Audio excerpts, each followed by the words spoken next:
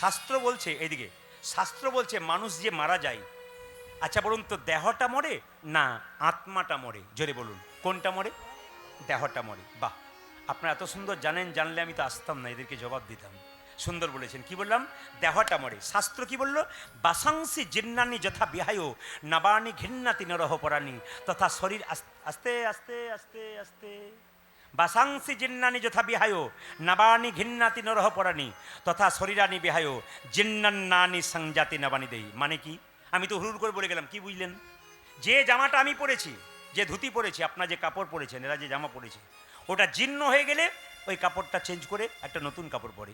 বলুন তো মায়েরা, নতুন কাপড় পরলে আনন্দ হয় না দুঃখ হয়? যদি বলুন, আনন্দ হয়। তাহলে যে মারা যায় আমরা মায়ায় পড়ে কাঁদি, তার কিন্তু আনন্দ হয় কেন? সে তো দেহ পাল্টে দিয়েছে। এবার প্রশ্ন করবেন, প্রদীপ পাল মারা গেল, মারা যাবার পর কোন দেহে যাবে? আপনারা মারা যাবেন, কোন দেহে যাবেন? শাস্ত্র বলছে মানুষ কুলে জন্মগ্রহণ করে কেউ যদি পশুর মতো কর্ম করে তার পশু কুলে জন্ম হবে। মানুষ কুলে জন্মগ্রহণ করে কেউ যদি মানুষের মতো কর্ম করে তার মানুষ কুলে জন্ম হবে, আবার মানুষ হবে। আর মানুষ কুলে জন্মগ্রহণ করে কেউ যদি মহাপুরুষের মতো কর্ম করে তার দ্বিতীয় জন্ম হবে না, তার গোবিন্দ চরণ প্রাপ্ত হবে। কেন?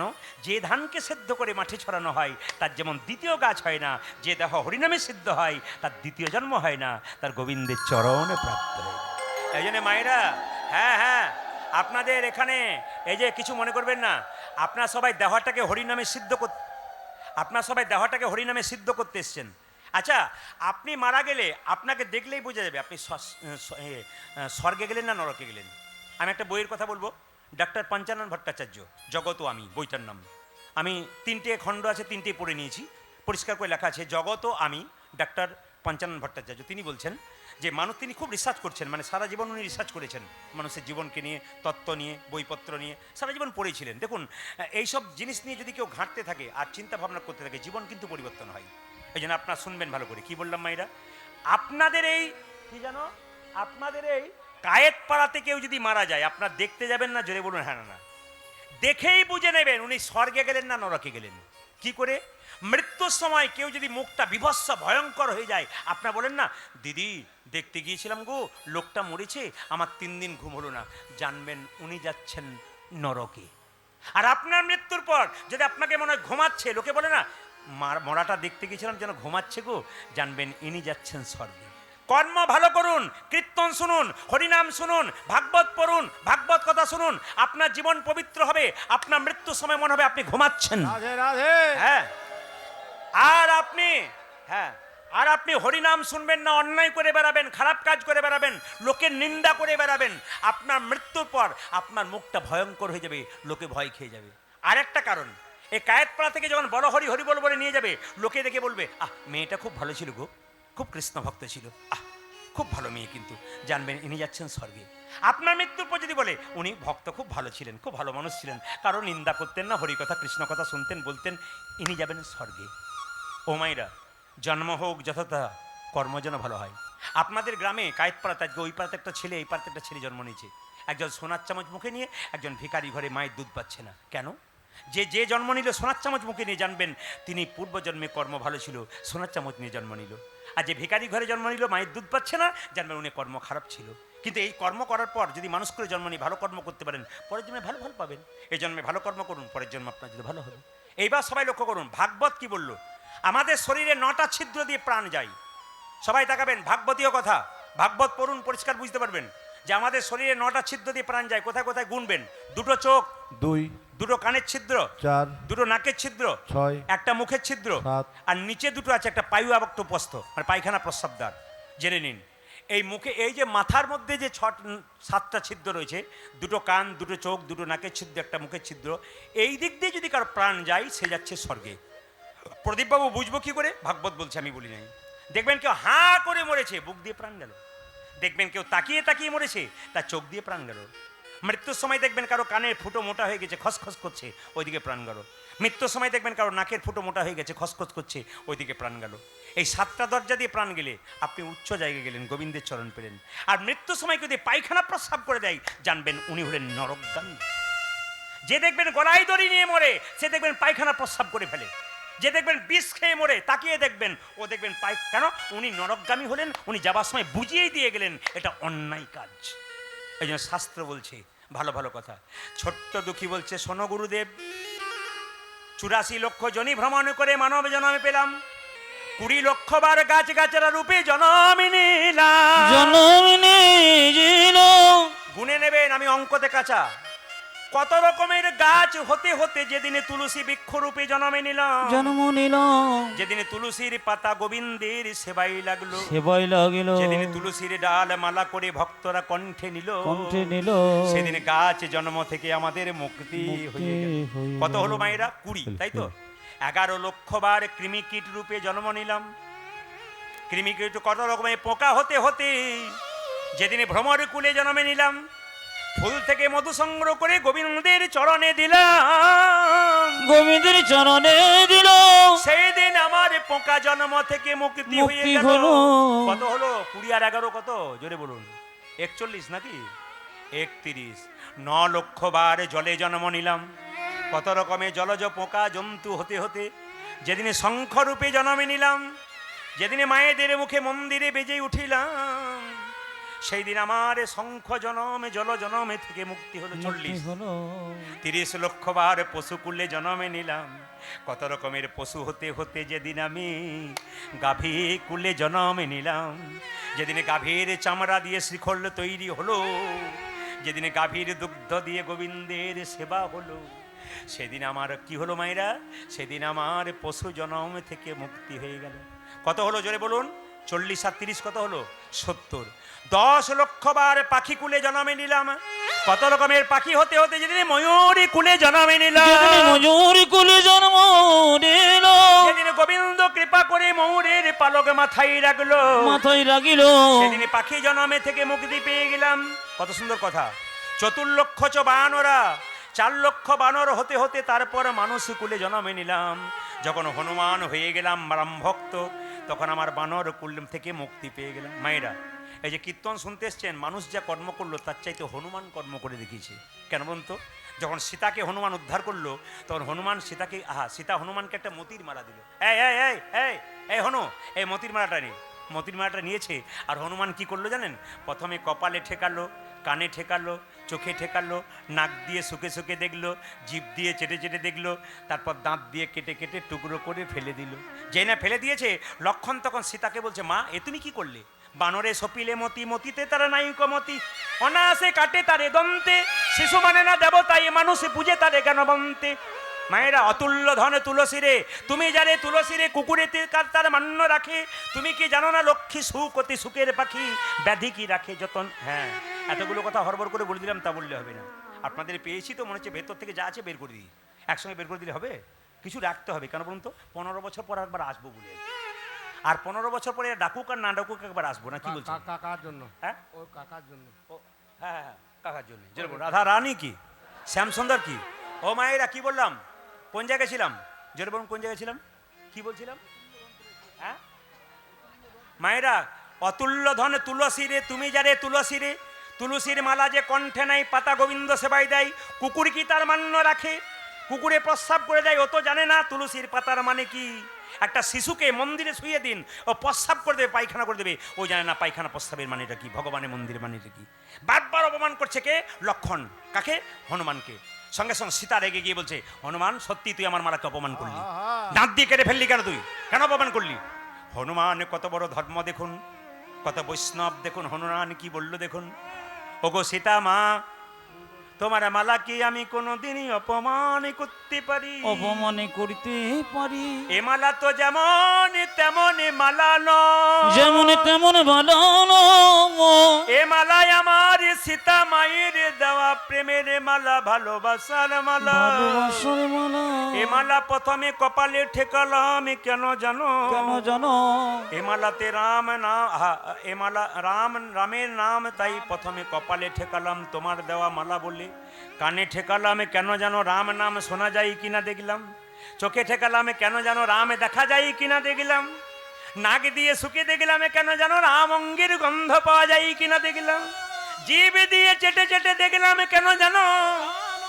এই মালাতে রাম অঙ্গের, রাম চরণের তুলসীর স্বাদ পাওয়া যায় কিনা দেখলাম। যে মারাতে রাম নাম শোনা যায় না, রাম অঙ্গের গন্ধ পাওয়া যায় না, সে তো অলংকার নয় কলঙ্কের হার। তাই আমি দাঁত দিয়ে কেটে কেটে ফেলে দিলাম। মায়েরা, লক্ষণ হনুমানের হাত দুটো ধরে বলছে, ওগো লক্ষণ বলছে, ওরে হনুমান, তুই আমার দাদাকে যেমনভাবে ভজনা করেছিস আমি তো তেমনভাবে ভজনা করতে পারিসনি। তুই বল কি করলে রাম ভজনা করা যায়। সঙ্গে সঙ্গে বলছে, দেখবে আমি রাম দেখাবো। বলে হ্যাঁ দেখা। লক্ষণ কাকা তোমার তীরটা দাও। লক্ষণ যেই না তীরটা দিয়েছে, হনুমান বক্ষ বিদীর্ণ করেছে। দেখে একা রাম নয়, দেখে সীতারামের যুগলে মিল। দেখি সীতারামের যুগল মিল, সীতারামের যুগল মিল। ও দেখে সীতা রামে যুগল মিল। সীতারামের যুগল, দেখি সীতারামের যুগল মিল, হনুমানের হৃদয়ে মাঝে সীতারামের যুগল। ও যাবে হনুমানের হৃদয়ে মাঝে, আর কি তারে মারতে ও পারে, যাবে হনুমানের হৃদয়ে মাঝে, আর কি তারে মারতে পারে, আজ হনুমানের হৃদয় মাঝে, আর কি তারে মারতে পারে। আজ হনুমানের হৃদয় মাঝে। দেখি সীতারামের যুগল। যুগল মিল। একবার হাত তুলে বলুন তো, রাধা রানী কি জয়। দেখুন, যত রাত হবে জয় যত বাড়বে, গান তত বাড়বে, আর জয় যত কমবে গান তত কমবে। যে রাধা রানী কি, শ্যাম সুন্দর কি, মদন মোহন কি, যাদের ঘুম আসছে তাদের কি, আমি দেখে নিয়েছি কিন্তু। আচ্ছা আচ্ছা আচ্ছা, তবে যেভাবে এঁটে সেটে বসছে রাজা, আমি সিদ্ধান্ত নিয়ে নিয়েছি, আজ আমি 3টে পর্যন্ত কীর্তন করবো। রাজি আছেন? তিনটে মানে ভোর 3টে বলি না, 3 ঘন্টার কথা বলেছি। হয়ে গেছে। আর ঘড়ির দিকে তাকানো হয়ে গেছে। হ্যাঁ। কিন্তু কি করবেন, আপনারা যখন বসে আছেন উঠছেন না, তখন আমাকে একটা এগোতে হবে। যদি বলুন, রাধা রানী কি, শ্যাম সুন্দর কি, মদন মোহন কি। আচ্ছা, একটা কথা আপনার উত্তর দিন তো, খুব সুন্দর কথা। আপনাদের বলি হ্যাঁ হু দেবেন। আপনাদের এখানে যদি কেউ মারা যায়, তো যে জামাটা পরে মরে, ওই জামাটা মরার সঙ্গে সঙ্গে দেন না ঘরে রেখে দেন ধুয়ে মুছে? জোরে বলুন, জোরে বলুন। মায়েরা কোনটা দিয়ে দেন? না, অনেকে ভয়ে বলছে না, চুপ থাকাটাই বুদ্ধিমানী কাজ। উনি যা বলছেন বলুন, আমাদের কোনো অসুবিধা নেই। আচ্ছা, কি বললাম, দিয়ে দেন না রেখে দেন? জোরে বলুন, দিয়ে দেন। জোরে বলবেন। আচ্ছা, যে কাঁথার ওপরে মরে, ওই কাঁথাটা দিয়ে দেন না রেখে দেন? ওটাও দিয়ে দেন। আর যে 5 ভরি সোনার মালাটা নিয়ে মরে, ওটা কি করে? দিয়ে দেয়। ওটা কি করেন? ওটাও বোধহয় দিয়ে দেন নাকি? ওটা দিয়ে দেন না? তালে ঠিক আছে, কিন্তু হ্যাঁ। যাতে মাতাল তালে ঠিক। তালে ঠিক। যেরকম রাধা রানী কি, হয়তো কোনো মা ঘর যাচ্ছিল, শুনে আবার বসে গেল। হ্যাঁ। ও বললো যে তাহলে শুনেই যাই, যা হবে হবে। যে রাধা রানী কি, শ্যাম সুন্দর কি। ছোট্ট দুঃখীকে গুরুদেব বললো, ওরে দুঃখী, তুই মন্ত্র কি নিবি? তুই তো মন্ত্র নিয়ে এসেছিস, তোকে মন্ত্র দিলাম, তোর নাম দিলাম দুঃখী কৃষ্ণ দাস। তোর বাবা মা নাম রেখেছে দুঃখী, আমি নামে দিলাম কৃষ্ণদাস। আজ থেকে যেই দেখবি তাকে বলবি আমার নামে দুঃখী কৃষ্ণদাস। মায়েরা, বৃন্দাবনে চলে যা দুঃখী, তুই রাধা গোবিন্দের সেবা পাবি। যা, তুই চলে যা জীব গোস্বামী পাদের কাছে। বৃন্দাবনে যাচ্ছে মায়েরা, সবাই ভক্তি করে মাথায় কাপড়টা নিয়ে বাবু হয়ে বসুন, বাবু হয়ে যাচ্ছে। ওই আমি কোথায় গেলে গিলি পাবো গো দেখো, আমার ঘন শ্যাম, আমার ঘন শ্যাম, ওই আমি কোথায় গেলি পাবো গো দেখো। সবাই বাবু হয়ে বসবেন। আমায় ঘন শ্যামে, আমায় ঘন শ্যামে। আমি কোথায় গেলে পাবো গো দেখা, আমার ঘন শ্যাম, আমার ঘন শ্যাম। ওই আমি কোথায় গেলে পাবো গো দেখা, আমায় ঘন আমি আমায় বাঁকাছে। কোথায় আমার কৃষ্ণ কানা, হরি কান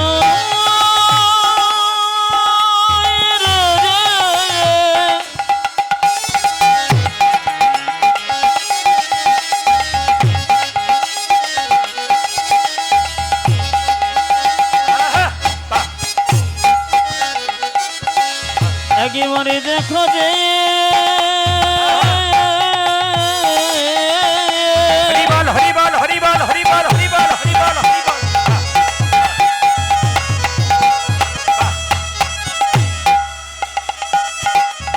ইউরি কোন দেখো বাবা, বাবা।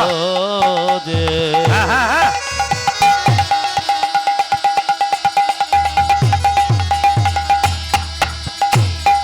ওরে কোন রে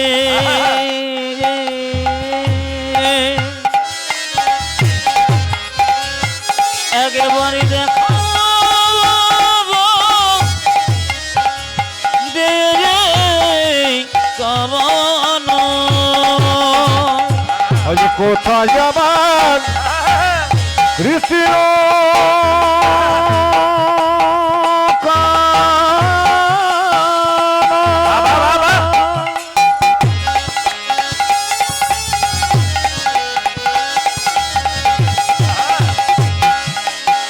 কোথায় ঘনছে আমি কোথায় গেলে পাবো গো দেখা আমার ঘন শ্যামে আমার ঘনছে আমি কোথায় গেলে পাবো গো দেখা আমি কোন শ্যাম আমার কোন শ্যাম দেখা দাও দেখো দেখা দাও দেখো দেখা দেখো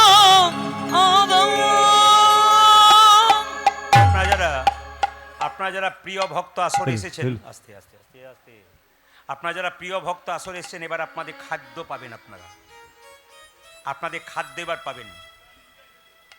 দেখুন, লক্ষ্য করুন, জীব গোস্বামী পাদের কাছে এলো, ছোট্ট দুঃখী বলল, জীব গোস্বামী পাদ কি? জীব গোস্বামী পাদ বলল, কি নাম তোর? আমার নাম দুঃখী কৃষ্ণ দাস। আর একবার বল, তোর কি নাম? আমার নাম দুঃখী কৃষ্ণ দাস। যে মায়ার দাস সে দুঃখী হয়, কৃষ্ণের দাস কখনো দুঃখী হয়? এই, তুই কেন দুঃখী কৃষ্ণ দাস বললি? বলছে আমার গুরুদেব নাম দিয়েছে কৃষ্ণ দাস আর আমার বাবা মা নাম দিয়েছে দুঃখী, একসঙ্গে দুঃখী কৃষ্ণ দাস বলি। কি নাম তোর গুরুদেবের? আমার গুরুদেবের নাম হৃদয় চৈতন্য ঠাকুর। আরে বস বস বস, হৃদয় মাঝে তোর নিতাই গৌরকে নাচিয়েছিল। আয় আয়, এই দেখ, তোকে আমি রাধা গোবিন্দের সেবা শেখাবো। সবাই তাকান, রাধা গোবিন্দের সেবা শেখাবো। তো তোকে একটা ছোট্ট ঝাঁটা দিলাম, মায়েদেরকে বলবো, বাবাদেরকে বলবো, এই জায়গাটি সবাই একটু মাথায় কিছু নেবেন। আপনাদের রুমাল তোয়ালে বা যা আছে আপনাদের শরীরের কাছে, আপনার মাথায় একটু কিছু নেবেন এই জায়গাতে সবাই। হরে কৃষ্ণ, জানিতায় জানিতায় জানিতায় জানিতায়। এই সময়টা সবাই একবার মাথায় একটু কিছু নেবেন। এই জায়গাটি বড় দামি জায়গা, কিন্তু যে যেখানে আছেন একবারে দর্শন করবেন সবাই, খুব দামি জায়গা। মায়েরা সবাই তাকাবেন। ছোট্ট দুঃখীকে সোনার ঝাঁটাটা দিয়েছে। ওরে দুঃখী রে, তোকে সোনার ঝাঁটাটা দিলাম, তুই এই ঝাঁটা নিয়ে প্রত্যেক দিন কুঞ্জ মন্দিরে ঝাঁট দিবি। যেদিন তোর কৃপা হবে সেই দিন তুই রাধা গোবিন্দের কৃপা পেয়ে যাবি। এই দেখ দুঃখী, তুই সোনার ঝাঁটা নিয়ে চলে যা। মানে আমি যে লীলাটা গাইছি দুঃখী কৃষ্ণ দাস, আর তার নাম হয়ে গেল প্রভু শ্যামানন্দ। কেন হলো? বৃন্দাবনে গিয়ে, ওইটা আজকে জানার মতো বিষয়। সবাই তাকান, একবারে ভক্তি ভরে এইদিকে তাকাবেন। ছোট্ট দুঃখী সোনার ঝাঁটা নিয়ে বলছে, সোনার ঝাঁটা রে, তুই প্রতিদিন গোবিন্দের মন্দিরে কতবার ঝাড়ু দিয়েছি। এইদিকে দিকে, তোর অঙ্গে রাধা গোবিন্দের ধুলো লেগে আছে। তুই একবার আশীর্বাদ কর সোনার ঝাঁটা, যেন তোর মতো প্রতিদিন রাধা গোবিন্দের চরণ ধুলিতে স্নান করতে পারি। হ্যাঁ হ্যাঁ হ্যাঁ হ্যাঁ, জায়গাটি দর্শন করবেন, খুব ভালো জায়গা। আমি প্রস্তাব আস্তে আস্তে, যারা কিন্তু আমি কি বললাম, কীর্তন, আস্তে কীর্তন হচ্ছে অমৃতের সন্ধান। অমৃত যদি নিতে পারেন তাহলে লাভ আছে। এতগুলো কথাতে আগে গেলাম, তার মানে কি এই জায়গাতে আসবার জন্যে যার ভক্তি আছে। যদি কারো ভক্তি নাই তাহলে কোনো ভক্তের জিনিস একবার অঙ্গে মাখাতে হয়। গুরুদেব বাড়িতে এসেছেন, শুধু চরণ ধুলো নেবেন তা নয়, তা নয়। গুরুদেবের বস্ত্র যদি কেউ একবার স্পর্শ করতে পারে, হরিবল হরিবল, তবে গুরুর মধ্যে যে ভক্তি লুকিয়ে আছে, সেই ভক্তির কি অদংশ তুমি লাভ করতে। সবাই তাকাবেন, রাধে রাধে রাধে রাধে। কত সুন্দর জায়গা দেখুন সবাই। ছোট্ট দুঃখী, 5-6 বছর বয়স, দুঃখী সোনার ঝাঁটা নিয়ে কেঁদে কেঁদে বলে, ঝাঁটা রে, প্রতিদিন কুঞ্জ মন্দিরে রাধা গোবিন্দ রাস লীলা করে। তুই তো প্রতিদিন রাধা গোবিন্দের চরণের ধুলো মেখেছি, আমায় আশীর্বাদ করে যেন রাধা গোবিন্দের চরণে ধুলো মাখতে পারি। মায়েরা সবাই তাকান, ছোট্ট দুঃখী কি করছে দেখুন। ভক্তপদ ধুলিয়ার ভক্তপদ জল, ভক্ত ভক্ত শেষ হয় তিনি মহাবল। সবাই তাকাবেন, সবাই তাকাবেন। আপনাদের নদিয়াতে তো আমি এলাম, আসতে বলো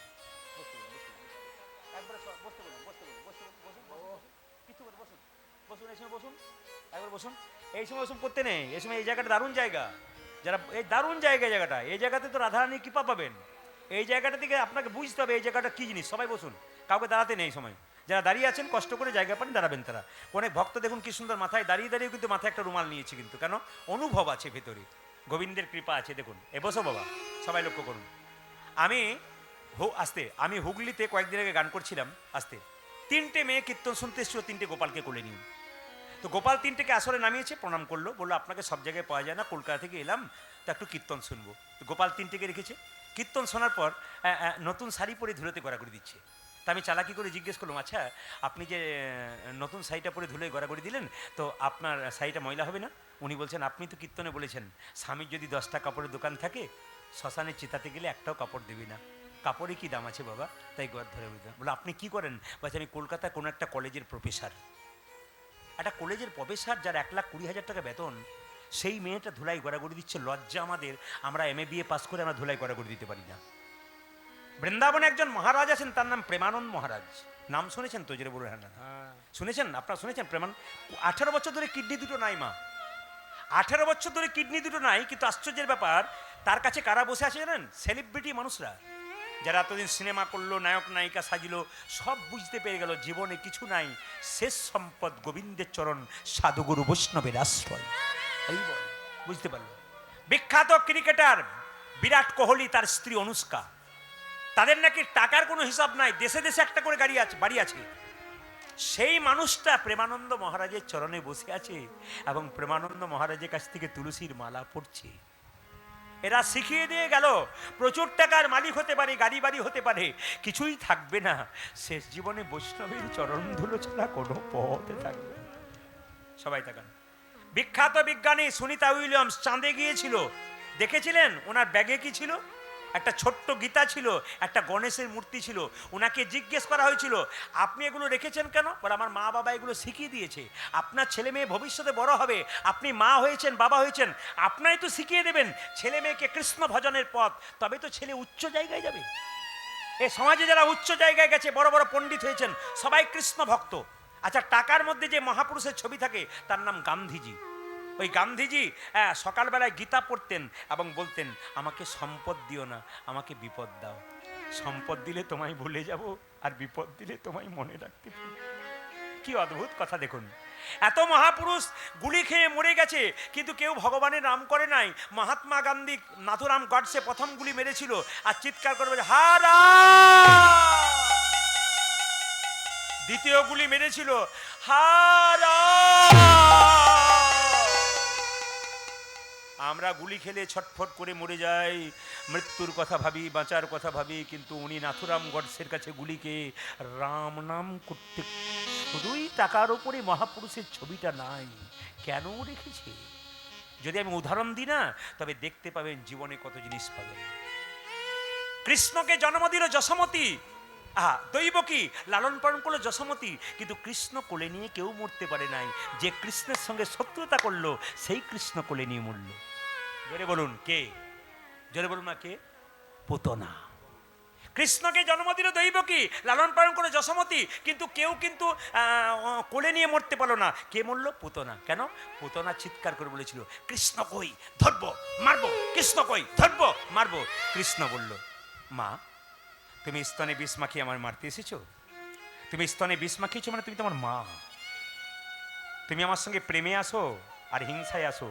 তুমি যে কৃষ্ণ কৃষ্ণ বলে আকুলভাবে এসছো, আমি তোমাকে না দেখা দিয়ে থাকতে পারি? সবাই তাকান মায়েরা। পুতনা কৃষ্ণকে কোলে নিয়েছে আর কৃষ্ণ সঙ্গে সঙ্গে চোখ দুটো মুজে দিয়েছে। যারা অভক্ত মানুষ তারা কি বললো বলুন তো? কৃষ্ণ পুতনার কোলে চোখ মুজল, পুতনাকে দেখে ভয় খেয়ে গেল। না, যিনি কড়ি আঙ্গুল দিয়ে 7 দিন ধরে গিরি গোবর্ধন পাহাড় ধরতে পারে তিনি ভয় খায়। যিনি কংস মহারাজকে মেরেছিলেন, শুধু ঘুষি মারবার ভান করেছিলেন, ওতে কংস মরে গিয়েছিল, তিনি ভয় পান। এই দেখান, তিনি কখনো ভয় পান? সবাই দেখাবেন, তিনি কোনোদিন ভয় পান? ভয় পান না। কৃষ্ণ দেখুন কত দামি কথা, দেখুন কৃষ্ণ চোখ দুটো মুজে মনে মনে ভাবছে, মা, কেউ স্তন অমৃত আনে, কেউ বিষ আনে, তুমি তো বিষ মিশিয়ে নিস আমাকে দেবে বলে, তোমার স্তন আমার মুখে ঢুকবে, তার মানে তুমি আমার মা, তোমাকে আমি কোথায় জায়গা দেবো? চোখে মুজে ভাবছিল স্বর্গে দেবো না নরকে দেবো, এই জন্য চোখ দুটো মুজে দিয়েছিল। যখনই পুতনার স্তনে ধরে টান মেরেছে মুখ দিয়ে কৃষ্ণ, অমনি চিৎকার করে বলেছে, বাঁচাও বাঁচাও। পুতনার শরীর থেকে যখন প্রাণটা বেরিয়ে যাবে মা, তখন পুতনা মৃত্যুর আগে কৃষ্ণের কাছে একটা দামি কথা বলেছিল, শুনলে চমকে যাবেন। পুতনা বলল, হে গোবিন্দ, তুমি আমার স্তনের টান মেরেছো, আমি মরে যাব, কিন্তু মৃত্যুর আগে তোমার কাছে আমার একটা আর্জি আছে, আমি তোমার চোখের দিকে তাকিয়ে থাকবো, আর আমার চোখ থেকে 2 ফোঁটা জল তোমার চরণে পড়বে, তারপর তুমি প্রাণটা বার করবে, তার আগে তুমি প্রাণ বের করো। কি অদ্ভুত কথা আছে দেখুন, অমৃতের সন্ধান আছে, নিতে পারলে একবার অমৃতের সন্ধান। এইদিকে এইদিকে এইদিকে, দুর্গা পূজা করতে গেলেন, অসুর পূজার কি দরকার? এতদিন দুর্গা পুজো করেছেন, কেউ ভেবেছেন অসুর পূজার কেন দরকার? অসুর কিন্তু ওখানে থাকার কথা নয়, অসুরের ভক্তির জন্য মা দুর্গা অসুরকে কাছে রেখেছে। কেন? যখন অসুরকে মারতে যাচ্ছে মা দুর্গা, তখন অসুর কেঁদে কেঁদে বলছে, মা, সারা জীবন তোমাকে যন্ত্রণা দিলাম, সারা জীবন শত্রুতা করলাম, তুমি আমার শত্রু, তোমাকে আমি জ্বালিয়ে দিয়েছি, তোমাকে আমি যন্ত্রণা দিয়েছি, আমি জানি তোমার হাতে আমি মরবো, কিন্তু মৃত্যুর আগে একটা আর্জি রইল, আমি মরে যাবার পর তোমার যেখানে পুজো হবে আমার মূর্তিটা তোমার চরণতলে রেখো, ব্রাহ্মণ ঠাকুর যখন পুজোর ফুলটা তোমার হাতে দেবে, সেই ফুল যদি আমার মাথায় পড়ে, তবে আমার অসুর জনম থেকে আমি মুক্তি। হরি বল হরি বল হরি বল। এমনি কি অসুর ছিল বাবা? এমনি কি অসুর ছিল? হ্যাঁ হ্যাঁ, এই যে আমি অমৃত ঢালতে শুরু করেছি, এই অমৃতগুলো নেবেন, আপনার জীবন সফল হবে। চোখের জলে কাঁদবেন, আপনার লাভ আছে। কিসের অহংকার করছেন? কিসের অহংকার? গাড়ির, বাড়ির না। আমি কয়েকদিন আগে জলপাইগুড়িতে গান করছিলাম, 20,000 মানুষ, পুলিশ অফিসার দাঁড়িয়ে আছেন আমার দরজাতে, কাউকে ঢুকতে দিচ্ছেন না। ওনার স্ত্রী এলো, প্রচুর লোক এসছে, বলছে দাদা আমার স্ত্রীকেও ঢুকতে দিলাম না। কেন? 1000 মেয়েকে ঢুকতে দিলাম না, আমার স্ত্রীকেও দিলাম না, সবার অধিকার সমান দিলাম না। একটি মেয়ে 20 বছর 21 বছর 22 বছর বয়স, মেয়েটার বিয়ে হয়েছে, দরজায় দাঁড়িয়ে কাঁদছে। উনি আমাকে বললেন, প্রদীপবাবু সবাই চলে গেছে আসরকে, একটি মেয়ে দাঁড়িয়ে আছে, কি নাম তার জানি না, তবে দাঁড়িয়ে আছে আপনাকে দেখা করবে বলে। মেয়েটি আমার কাছে এলো, এত সুন্দর ফুলের মতো দেখতে মা চেহারা, সবাই লক্ষ্য করুন, কিন্তু তার চোখের নিচে কালি পড়ে গেছে, চোখের নিচে কালি পড়ে গেছে। মেয়েটি আমাকে প্রণাম করছে, হাতগুলো কাঁপছে। বললাম, কি হয়েছে তোমার? বাবা, আমার শেষ দিন এগিয়ে এসেছে। কি হলো? আমার ক্যান্সার ধরা পড়েছে। এত সুন্দর ফুলের মতো চেহারা, একবারে মনে হচ্ছে যেন ফুল পরি ছুটে এসেছে, কিন্তু চোখে কালো রং। আপনারা অনেকে অহংকার করছেন রূপের, আমি দেখতে কত ভালো, বারবার আয়না দেখছেন। মাথায় রাখবেন, শরীর যদি ভালো থাকে গোবিন্দকে প্রার্থনা করবেন, প্রভু তুমি কৃপা করে দিয়েছো, শরীরটা ভালো রেখো, অহংকার করো না। এমন একটা রোগ ভেতরে বাসা বেঁধে আছে, যেদিন ফুটে উঠবে সেদিন বুঝতে পারবে যে তোমার কি হয়েছে। শরীরের অহংকার নয়, শুধু গোবিন্দের কাছে বলুন, যতদিন ভালো আছি যেন তোমার চরণ সেবা করি, আমার মানব হরি বল হরি বল। আমি যেন তোমার চরণ সেবা করতে পারি, মানব জনম ধন্য করতে। মেয়েটি কয়েকদিন আগে ফোন করে বলছে, ও আমাকে বলেছিল, বাবা আমি কি করব, আমি কি বাঁচবো? বলে দেখো আমি তো আর ভগবান নই, আমি তোমাকে সেই কথা বলবো, তবে আশ্বাস বাণী দিতে পারি, তুমি গোপাল সেবা করো। বলে না আমি করি না, তুমি কাল থেকে গোপাল সেবা করো। বলে আপনার কথাতে আমি মানবো, কাল থেকে গোপাল সেবা করব। গোপাল সেবা করতে করতে বলছে কারো কাছে দুঃখের কথা বলো না, ডাক্তারকে বলবে আর গোপালকে বলবে। গোপালকে বলেছে মায়েরা, আর গোপালকে বলার সঙ্গে সঙ্গে কি যেন কৃপা জানি না, ফোন করে আমাকে কয়েকদিন আগে বলছে, বাবা আমাকে ডাক্তারবাবু বলেছেন আমার 90% ভালো হয়ে গেছে। তাহলে মানুষ গোবিন্দ সেবা করতো না? জীবন যৌবন ভরসা সব গোবিন্দকে দিন। গোবিন্দকে বলুন যা কিছু আমার সকলই তোমার, আমার কেবল তুমি, জীবনে মরণে জন্মে জন্মে প্রাণনাথ হয়ে তুমি। সবাই তাকান, মাথায় কাপড়টা নেবেন এবং সবাই মিলে মাথায় যা রেখেছেন নেবেন। ছোট্ট দুঃখী কি করেছে দেখুন, সোনার ঝাঁটাটাকে নিয়ে যেখানে রাধা গোবিন্দ রাসলীলা করে সেই গায়ে ঝাঁট দিচ্ছে, জয় রাধা শ্যামে জয় জয় গিরিধার। জয় রাধা স্বামী জয় জয় গিরিধারী। জয় রাধা শ্যামে জয় জয় গিরিধারী। জয় রাধা শ্যামে জয় জয় গিরিধার। আরে জয় রাধা স্বামী জয় জয় গিরিধারী। জয় জয় রাধা শ্যাম জয় গিরিধার। আরে জয় জয় রাধারি শ্যাম জয় গিরিধারী। জয় জয় রাধা শ্যাম জয় গিরিধারী। আদি জয় জয় রাধা শ্যাম জয় গিরিধারী। জয় রাধা শ্যাম জয় জয় গিরিধারী। আদি জয় রাধা শ্যাম জয় জয় গিরিধারী। মায়েরা